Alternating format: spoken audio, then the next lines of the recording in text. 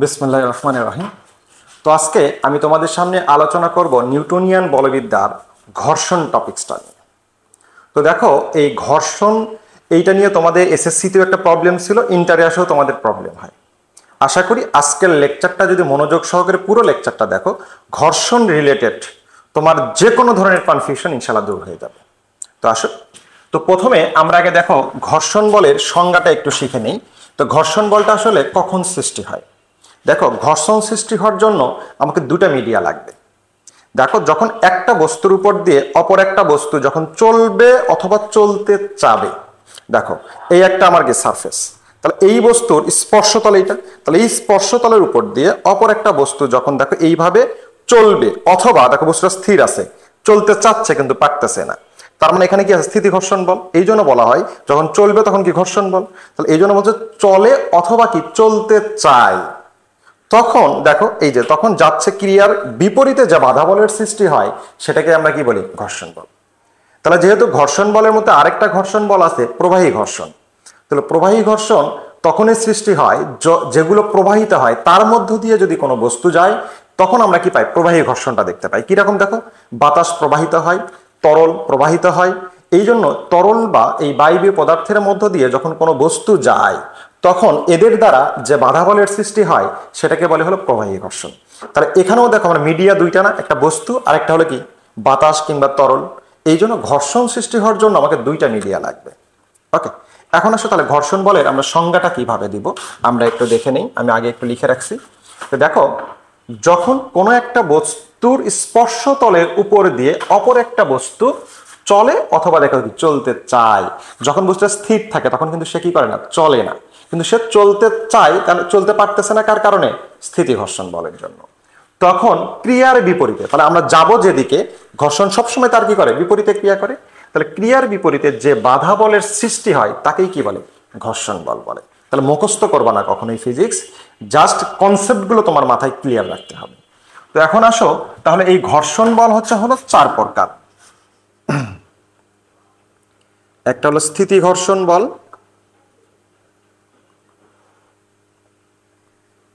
দুই নাম্বার তোমার গতি ঘর্ষণ বল, প্রবাহী ঘর্ষণ বল এবং হলো আবর্ত ঘর্ষণ বল। আচ্ছা, দেখো এই চারটা ঘর্ষণ বলের মধ্যে আমাদের স্থিতি ঘর্ষণ বল আর গতি ঘর্ষণ বল আমাদের ম্যাথে কাজে লাগে, আর এই বাকি দুইটা ঘর্ষণ বল সেভাবে ম্যাথে অতটা কাজে লাগে না। এই কারণে আমরা শুরুতে আগে এই দুটো সম্পর্কে একটু আলোচনা করব। এটা আগে আমরা স্টেপটা শেষ করে দিই। প্রবাহী ঘর্ষণ সম্পর্কে অলরেডি আমি তোমাদের সামনে বর্ণনা করছি যে যেগুলো প্রবাহিত হয়, অর্থাৎ তরল এবং বায়বীয় পদার্থের মধ্য দিয়ে যখন কোনো বস্তু চলাচল করে তখন তারা ক্রিয়ার বিপরীতে যে বাধা বলের সৃষ্টি হয় সেটা হলো প্রবাহী ঘর্ষণ। আর আবর্ত ঘর্ষণ মানে কি? দেখো, আবর্তন করা, ঘোরা, অর্থাৎ গোড়ায় গোড়ায় পড়া। তাহলে যখন কোনো বস্তু এইভাবে ঘুরতে ঘুরতে যায় বা আবর্তন হতে থাকে তখন তাদের ক্রিয়ার বিপরীতে যে বাধা বলের সৃষ্টি হয় সেটা হলো আবর্ত ঘর্ষণ বল। ক্লিয়ার? আচ্ছা, এইবার আমরা যাবো হলো আমাদের মেইন যে দুইটা ঘর্ষণ বল নিয়ে আমাদের ম্যাথে আসে এবং যেটা নিয়ে আমাদের অনেক কনফিউশন তৈরি হয় সেটাতে। তাহলে প্রথমে আসে স্থিতি ঘর্ষণ আর গতি ঘর্ষণ। ওকে, তাহলে আমরা দেখো দুটো একসাথে পড়ব। তাহলে দেখো, স্থিতি ঘর্ষণ বল,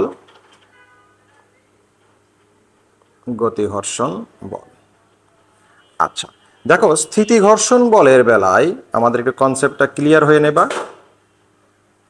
দেখো, এটা আমার একটা সারফেস, তাহলে এই সারফেসের দেখো আমরা যেহেতু একটাই তল ধরছি, তাহলে এই তলের মসৃণতা কি? একই। যদি মসৃণতা আলাদা হয় তাহলে এই তলের ঘর্ষণ বল আলাদা আলাদা জায়গায় আলাদা আলাদা হবে। তো দেখবা আমরা যখনই কোনো ম্যাথমেটিক্সের ক্ষেত্রে আমরা কিন্তু একটা সুষম তল ধরে নেই, অর্থাৎ যে তলের পুরো সারফেসটাই কি একই রকম এবড়ো থেবড়ো থাকবে, মানে একই ধরনের কি থাকবে? ঘর্ষণ থাকবে। তোমার দেখা গেল এইটুকুতে তুমি একরকম এবড়ো থেবড়ো, এইটুকুতে আরেক রকম এবড়ো থেবড়ো, তাহলে কিন্তু এই তলের ঘর্ষণ আলাদা হয়ে যাবে, এক একটা জায়গায় ঘর্ষণ এক একটা হবে। তো আমরা যেটা করি যে একটাই ধরে নিই, এই জন্য এই রাস্তার ঘর্ষণ বলতে কি আমরা একটাই বুঝি। ক্লিয়ার? আচ্ছা, এইবার আসি আমরা দেখো স্থিতি ঘর্ষণে আসি, ওটা আমরা একটু আলোচনা করলাম। এখন আমরা ধরো একটা বস্তুকে আমরা ধরো এই একটা মসৃণ তলের উপরে রাখলাম। মসৃণ তল হলে সেখানে আর কি থাকে না? ঘর্ষণ থাকে না। আচ্ছা, তাহলে মসৃণ থাকা অবস্থাতেও এই বস্তুটা কি করবে না, চলবে না। কেন? তার স্থিতি ঘর্ষণ বলের কারণে। আচ্ছা, আর যদি অমসৃণ হয় তাহলে গতিশীল হতে গেলেও কি বাধার সৃষ্টি হবে, সেটা গতি ঘর্ষণ বল, ওটা আমরা পরে আসতেছি। তাহলে ধরো এটা আমরা অমসৃণই ধরলাম আপাতত, কারণ আমাকে যেহেতু গতিটাও আলোচনা করতে হবে। তাহলে আমি এটা অমসৃণ তল, আর এটা হলো কি বস্তুটা এইখানে স্থির আছে।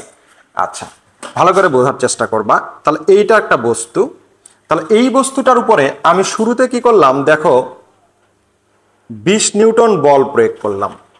20 নিউটন বল প্রয়োগ করার পরে দেখলাম বস্তুটা গতিশীল হচ্ছে না। তার মানে আমাকে বুঝতে হবে এই বস্তুটার স্থিতি ঘর্ষণ বল 20 নিউটনের সমান অথবা তার থেকে বেশি। কত বেশি সেটা বলতে পারা যাচ্ছে না।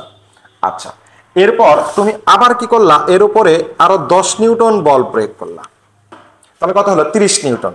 এইবারও দেখো বস্তুটা কি হয়নি, গতিশীল হয় নাই, বা একটু নড়বে নড়বে বলে মনে হচ্ছে, তাও মনে হচ্ছে না। তার মানে এর স্থিতি ঘর্ষণ বল 30 নিউটনের থেকে অবশ্যই তাহলে কি বড়। আচ্ছা, এইবারে দেখো আমরা কি করলাম, এইখানে আর 2 নিউটন বল প্রয়োগ করলাম, তাহলে টোটাল বল হলো আমার 32 নিউটন। তাহলে এইবার আমি দেখতে পারলাম যে এই বস্তুটা গতিশীল হবে হবে বলে মনে হচ্ছে, কিন্তু এখনো গতিশীল হয় নাই। কিন্তু আর একটু বল প্রয়োগ করলেই বস্তু কি হয়ে যাবে, গতিশীল হবে। তার মানে এই বস্তুটার স্থির থাকার সর্বোচ্চ সীমায় চলে আসছে। এর উপরে আর কিঞ্চিত পরিমাণ বল দিলেই বস্তুটা কি হবে, গতিশীল হবে। তার মানে এখন আমরা বলতে পারি যে এই বস্তুটার এটা হলো কি আর স্থির থাকার সর্বোচ্চ মান।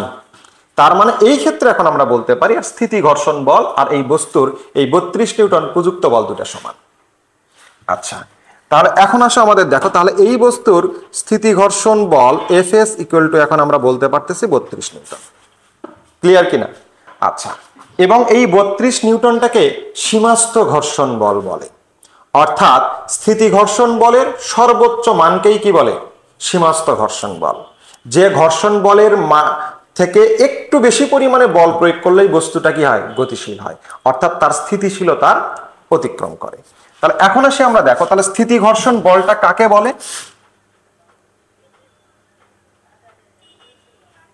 স্থিতি ঘর্ষণ বল, আচ্ছা মুখে মুখে বলি, তোমরা একটু লিখে নাও, তোমাদের বইয়েও আছে, যে কোন বস্তু তার যে ঘর্ষণ বলের কারণে স্থির থাকে তাকে আমরা কি বলতে পারি, স্থিতি ঘর্ষণ বল।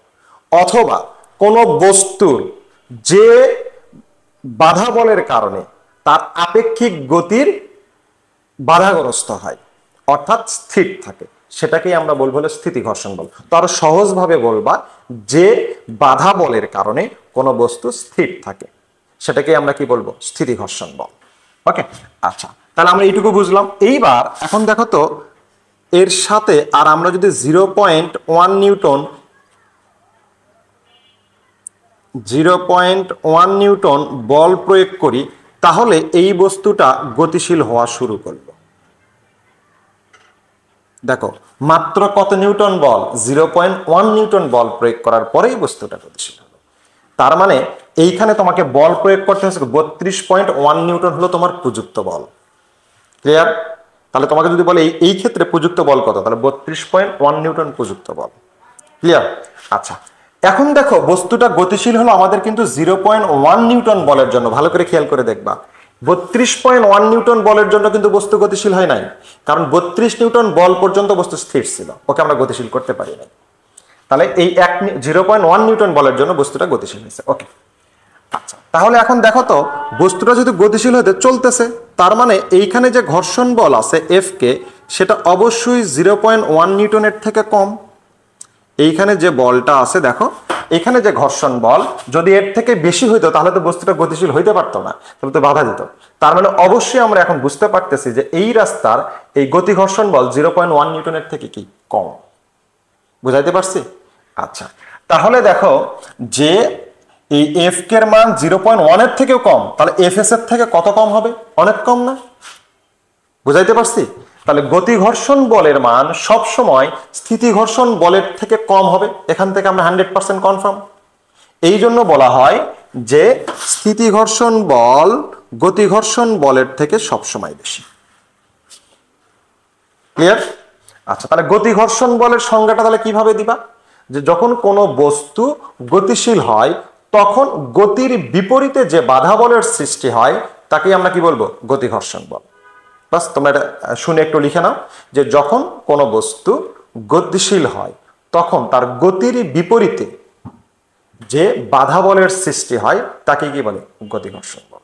ওকে, তাহলে এখন দেখো আমরা স্থিতি ঘর্ষণ এবং গতি ঘর্ষণ সম্পর্কে একটা ধারণা পেয়ে গেলাম। ক্লিয়ার?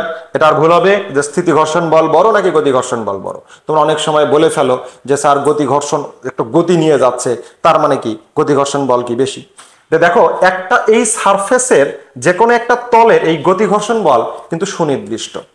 যদি এই তলটা একইভাবে মসৃণ থাকে বা মানে একই হারে একইভাবে অমসৃণ, মসৃণ বললে তো ঘর্ষণ থাকলো না, যদি একইভাবে কি থাকে অমসৃণ থাকে তাহলে তার গতি ঘর্ষণ বল সেম। আর যদি আলাদা আলাদা ভাবে অমসৃণ হয় তাহলে আগেই বলছি আলাদা আলাদা হবে। তো আমরা আসলে যে কোনো একটা রাস্তা বা যে কোনো একটা তল যখন ধরে নিই তখন কি করি? একটা সুষম হারেই ধরে নিই। তার মানে এইখানে গতি ঘর্ষণ বল ধরে 0.1 নিউটনের থেকে যেটা কম সেটা দিয়ে তাহলে পুরো রাস্তার জন্যই কি সেটা কম। এখন দেখো তুমি এখানে যত বেশি বল প্রয়োগ করবা এই যে 0.1, তত বেশি বস্তুটা কি হবে? গতিশীল হবে। কিন্তু ঘর্ষণ বল কিন্তু বাড়বে না, কারণ তোমার মেঝেতে ওইটাই। তার মানে আমরা বলতে পারি কোন একটা তলের ঘর্ষণ বল কি ধ্রুবক, নির্দিষ্ট।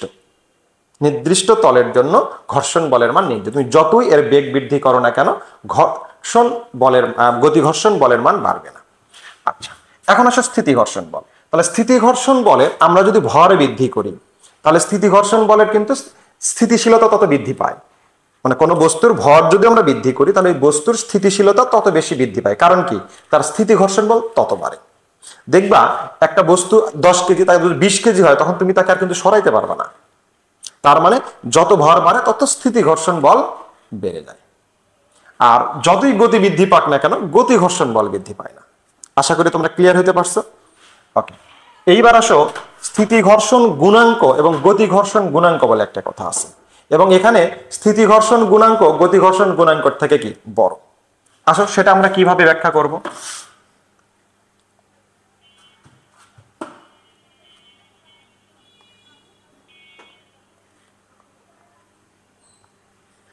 স্থিতি ঘর্ষণ গুণাঙ্ক গতি ঘর্ষণ গুণাঙ্ক। আচ্ছা, স্থিতি ঘর্ষণ যে গুণাঙ্ক, স্থিতি ঘর্ষণ গুণাঙ্ককে মিউ এস দ্বারা প্রকাশ করা হয়। স্থিতি ঘর্ষণ গুণাঙ্ককে মিউ এস দ্বারা প্রকাশ করা হয়। ওকে, আচ্ছা, তা এখন আসো দেখো তাহলে এই মিউ এস ইকুয়াল টু হলো আমাদের স্থিতি ঘর্ষণ গুণাঙ্কের সংজ্ঞা হলো এফ এস ভাগ হলো আর। এই আরটা আবার কি দেখো, এই আরটা হলো অভিলম্ব প্রতিক্রিয়া বল। এই আরটা হলো অভিলম্ব প্রতিক্রিয়া বল। আচ্ছা দেখো এই অভিলম্ব প্রতিক্রিয়া বলটা আবার কি জিনিস? অভিলম্ব প্রতিক্রিয়া বলটা হলো তলের ঠিক লম্ব বরাবর উপরের দিকে যে প্রতিক্রিয়া বল সেটাকেই বলে হলো অভিলম্ব প্রতিক্রিয়া বল। কিরকম দেখো, যে এইখানে যদি আমার কোনো বস্তু দেখো এই দিক বরাবর আমার হলো ওজন বল ক্রিয়া করে, দেখো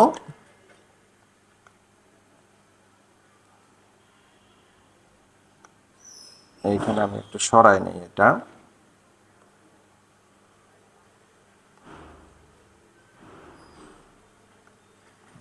এখন দেখো এটা হলো আমাদের এমজি। ওকে, তাহলে দেখো এই বস্তুটার ওজন বলটা কি বলতো? এমজি, এই তো। আচ্ছা, তাহলে এর উপরের দিকে ঠিক লম্ব বরাবর উপরের দিকে আমরা যেটা পাবো সেটা হলো অভিলম্ব প্রতিক্রিয়া বল। দেখো, অর্থাৎ ঠিক তলের লম্ব বরাবর বিপরীত দিকে যে বলটা সেটা আমার হলো অভিলম্ব, এই জন্য এটাকে বলা হয়েছে অভিলম্ব প্রতিক্রিয়া বল। আশা করি বুঝতে পারছো। আচ্ছা, এখন এই তলটা যদি এই রকম না হয়ে একটা আনত তল হইতো দেখো, তখন কিন্তু অভিলম্ব প্রতিক্রিয়া বলের বিষয়টা একটু চেঞ্জ হয়ে যাইতো। দেখো সেটা কি রকম, তাহলে আমাদের দেখো ওজন বল কাজ করে কি ঠিক খাড়া নিচের দিকে, তাহলে তখন এই ওজন বলের দুইটা উপাংশ পাবো, একটা এই দিকে আর একটা হলো কি এই দিকে।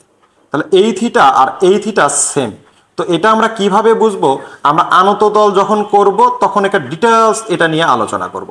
আপাতত তোমরা জাস্ট আমি ধারণা দেওয়ার জন্য বুঝাচ্ছি যে অভিলম্ব প্রতিক্রিয়া বলটা কিভাবে কাজ করে। আচ্ছা, তাহলে এখন দেখো অভিলম্ব প্রতিক্রিয়া বলটা আমাদের দেখো ঠিক এইটা, এই যে তল বরাবর লম্ব, দেখো তাহলে দেখো তলের সাথে লম্ব বরাবর, তাহলে যখন আনত তল হচ্ছে তখন আমার এইটা হয়ে গেল দেখো অভিলম্ব প্রতিক্রিয়া বল, অর্থাৎ এইখানে আর ইকুয়াল টু হলো mg cos থিটা, আর এইখানে তোমার আর ইকুয়াল টু হলো mg। দেখো এইখানে আমার অভিলম্ব প্রতিক্রিয়া বল আর আর ইকুয়াল টু হলো mg, ক্লিয়ার। আবার এইখানে যখন বস্তুটা আনত তলে আছে, তলটা আমার আনত, যার কারণে আর হলো অভিলম্ব প্রতিক্রিয়া বল, আর এইদিকে কি mg cos theta, mg cos theta equal to কি আর। তো এটা নিয়ে তোমার এত মাথা ঘামানোর এখন দরকার নাই। যখন আমি আনত তলের কনসেপ্টটা করাবো তখন এটা তোমার কাছে পানি মনে হবে। তোমরা অনেকে অনেক জায়গায় অনলাইনে বিভিন্ন জায়গায় দেখছো, তোমাদের এটা ব্যাপক কনফিউশন তৈরি করে। আশা করি আমি যখন ভিডিও দিব দেখবা এটা কতটা সহজ, তখন বুঝতে পারবা। তো যাক আমরা ওটা পরে আসি। আমরা অভিলম্ব প্রতিক্রিয়া বলের ধারণাটা তো পাইছি, ওকে। আচ্ছা, তাহলে এইখানে আমরা যদি এই আনত তলটা যদি আনুভূমিক হয় তাহলে সেইখানে আর ইকুয়াল টু mg হবে, আর আনত এই তোমার এই তল যদি আনত হয় তাহলে আমরা mg cos থিটা পাবো। তো এটাতে আমরা পরে আসবো। তাহলে দেখো তো, তাহলে আমরা এই স্থিতি ঘর্ষণ গুণাঙ্কের সংজ্ঞাটাকে এইভাবে দিতে পারি না, mu S equal to F S ভাগ আর, অর্থাৎ স্থিতি ঘর্ষণ বল এবং অভিলম্ব প্রতিক্রিয়া বলের অনুপাতকেই কি বলে, স্থিতি ঘর্ষণ গুণাঙ্ক। আচ্ছা, সেম ভাবে গতি ঘর্ষণ গুণাঙ্কর ক্ষেত্রে দেখো, গতি ঘর্ষণ গুণাঙ্ককে মিউ কে দ্বারা প্রকাশ করা হয়। তাহলে mu k equal to F k ভাগ হচ্ছে হলো আর, ওকে। তাহলে এইখানে তাহলে দেখো গতি ঘর্ষণ বল এবং অভিলম্ব প্রতিক্রিয়া বলের অনুপাতকেই কি বলে, গতি ঘর্ষণ গুণাঙ্ক। আশা করি বুঝতে পারছো। তাহলে গতি ঘর্ষণ তোমার হচ্ছে হলো বল এবং হলো কি অভিলম্ব প্রতিক্রিয়া বলের অনুপাতকেই কি বলে, গতি ঘর্ষণ গুণাঙ্ক। আচ্ছা, তাহলে এইখানে দেখো তো এই স্থিতি ঘর্ষণ বলের গুণাঙ্কের জন্য আর এর মান হলো mg, আবার এখানে গতি ঘর্ষণ গুণাঙ্কের মানও যদি তলটা এটাই হয় তাহলে আর এর মান কি mg। তাহলে দুই পাশ থেকে আর আর যদি চলে যায় তাহলে আমরা আগেই শিখছিলাম F s greater than F k. তাহলে কি আমরা এইখান থেকে বলতে পারি না F s greater than sorry mu k s greater than হলো মিউ কে। তাহলে আমরা এইখান থেকে বলতে পারি mu s greater than mu k. তাহলে স্থিতি ঘর্ষণ গুণাঙ্ক গতি ঘর্ষণ গুণাঙ্ক থেকে সবসময় বড়। আশা করি এইটুকু তোমরা ক্লিয়ার হয়েছে। তো পরের লেকচারে আমরা আরো বাকি যে আমি স্টেপ বাই স্টেপ যে কনফিউশন গুলো তোমাদের আছে, এয়ার ব্যাংকিং কোণ, তারপরে তোমার সংঘর্ষ, রকেট, লিফট, আশা করি নিউটনিয়ান বলবিদ্যা আমি স্টেপ বাই স্টেপ কিছু কনফিউশন মূলক যে টপিকসগুলো তোমাদের আছে এগুলোর সবগুলো নিয়ে আলোচনা করব, এবং এই সবগুলো ভিডিও দেখার পরে তোমার কাছে নিউটনিয়ান বলবিদ্যা একেবারে এক পানির মতো মনে হবে ইনশাআল্লাহ। তো আজকের মতো এ পর্যন্তই। ভালো থেকো, সুস্থ থেকো, আল্লাহ হাফেজ।